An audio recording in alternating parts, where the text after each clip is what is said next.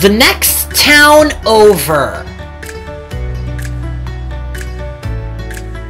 It was the beginning of summer on the island of New Florida, and the sun was shining and the birds were singing.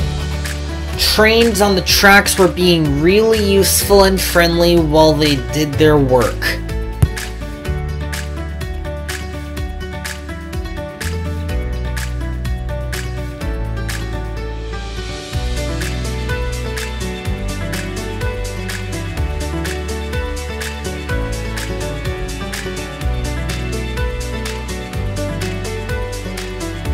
Grade crossings are everywhere on New Florida.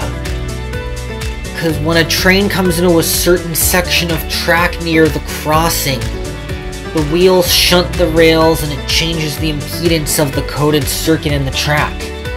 When the train gets closer, the impedance keeps changing, letting the software in the signal box know that the train is on its way toward the crossing.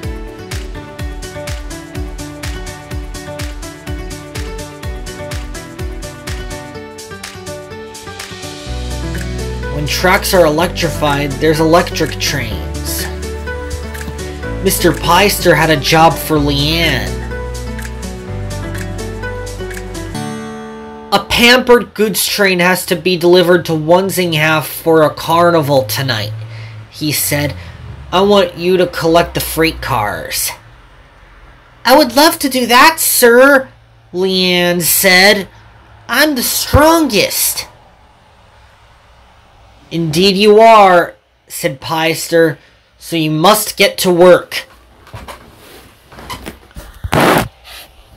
And she steamed out of the yard. When she arrived in Notham Yard, she buffered up to the freight cars.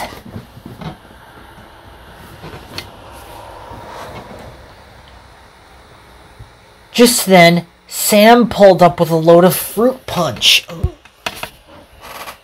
And Beckiel arrived with a train of dairy products.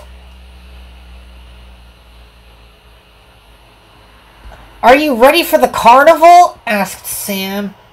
I'm going today. I'm sure you're gonna have fun, said Becky.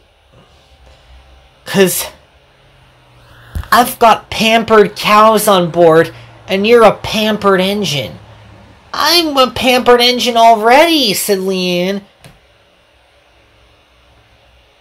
Pampered like a diaper? Yelled Sam. No wonder Mr. Cakester would like to do this at the carnival. Sam was going so fast, she wasn't watching where she was going. It was too late. She bashed into the fruit punch cars, and they rolled backwards.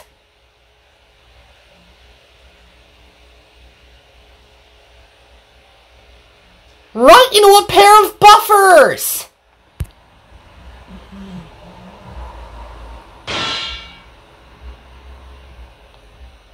The trucks giggled.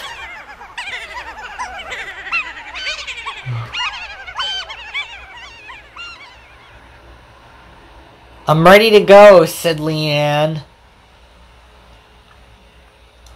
And she steamed off.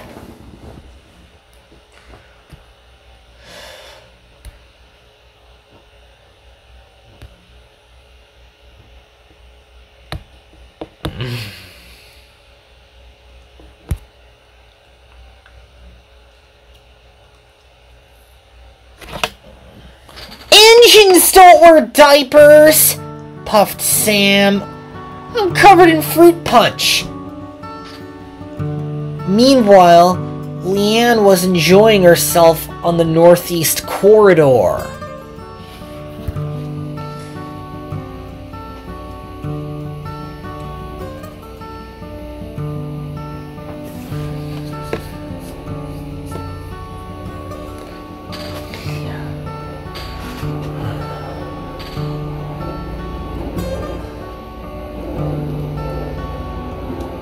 Then a passenger train came into view.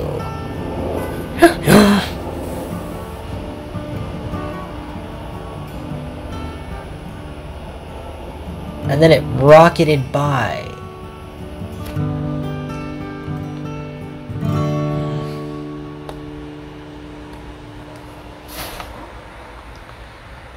Further up ahead, Amadine was waiting for a streamliner to pass, and her cars in front were full of clean materials and the back were full of hazardous and food product materials. But little did she know that Leanne was right behind her.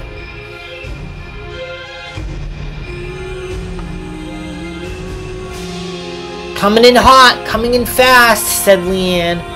"Woman engine is very strong. I'm the best one to pull a goods train."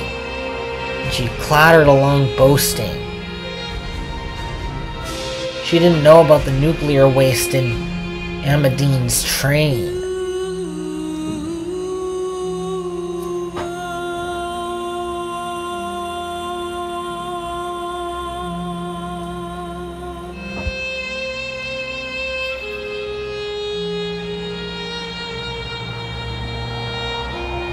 Just then, the streamliner zoomed by.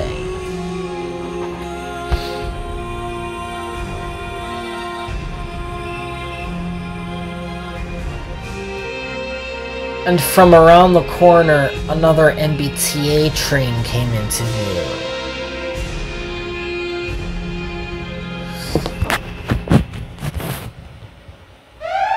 Then alarms went off for the nuclear waste. The passengers were safe on the train. And then they saw the other train going. "Get out of the way!" called Leanne. "There's gonna be a crash!" Her driver slammed the brakes on, but it was too late.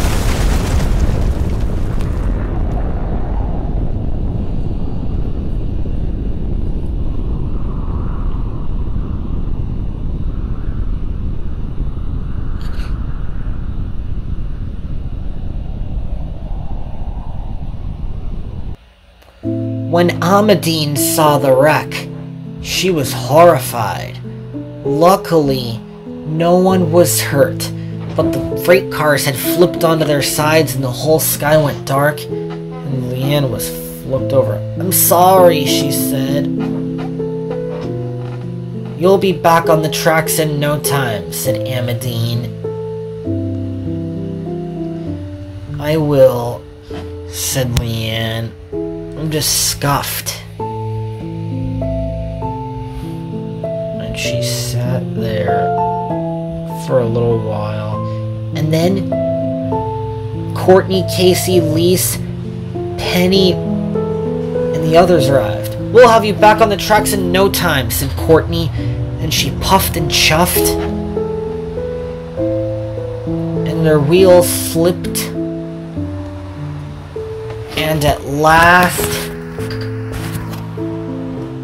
the train started to move. "Mind my boiler," moaned Leanne.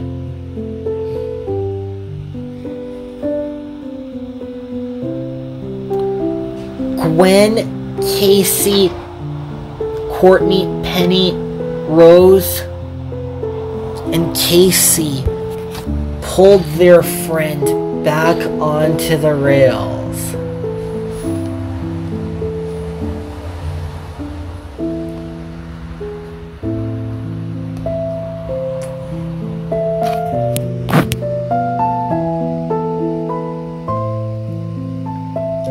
And at last, their engine was safe.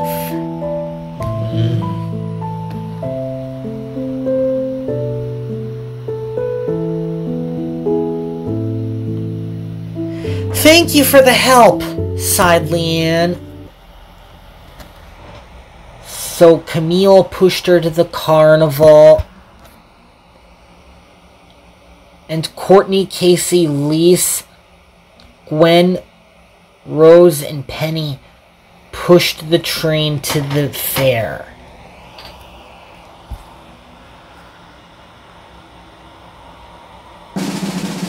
When Leanne was repaired, the carnival began. It was wonderful.